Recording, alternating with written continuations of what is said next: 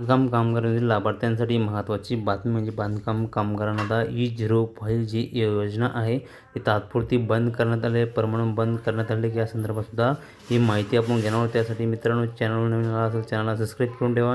मित्रांनो, बांधकाम कामगार योजनेतील E05 जी योजना आहे, इंजिनिअरिंगसाठी 60,000 रुपये मिळत होते आणि नंतर मेडिकल कॉलेजसाठी डॉक्टरेटसाठी 1,00,000 रुपयाचा हा स्कॉलरशिप योजना मिळत होती. ही महत्त्वाची योजना होती. ही योजना आता तात्पुरती स्वरूपात बंद करण्यात आली आहे.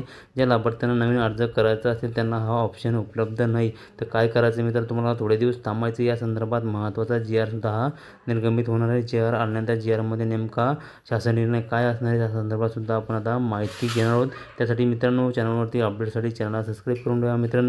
मित्रांनो E05 योजना जी आहे, सरकारचं असं म्हणणं आहे की मेडिकल कॉलेज किंवा इंजिनिअरिंग कॉलेजला जे आहे आता सर्वांना ही स्कॉलरशिप DBTच्या माध्यमाने स्कॉलरशिप मिळत असते. ही बांधकाम कामगारांनाच नव्हे तर सर्व जे पात्र जे स्कॉलरशिप योजनेतील पात्र लाभार्थी असतात, विद्यार्थी असतात, त्यांना सर्वांना ही स्कॉलरशिप देण्यात येते. त्यासाठी हा डबल स्कॉलरशिप योजनेचा लाभ मिळत होता. त्यासाठी ही योजना तात्पुरती स्वरूपात ही बंद करण्यात आली. या संदर्भात महत्त्वाचा GR सुद्धा निर्गमित होणार आहे. GRमध्ये चालू होणार का नाही, तात्पुरती स्वरूपात बंद आहे का परत चालू होणार का E05 योजना, तुम्हाला स्कॉलरशिप परत मिळणार का, या संदर्भात माहिती मिळण्यासाठी चॅनलवर नवीन आला असेल चॅनलला सबस्क्राईब करून ठेवा, जेणेकरून तुम्हाला महत्त्वाचे अपडेट वेळोवेळी हे मिळत राहतील. भेटूया मित्रांनो नवीन माहितीसह नवीन व्हिडिओसह. धन्यवाद. जय हिंद, जय महाराष्ट्र.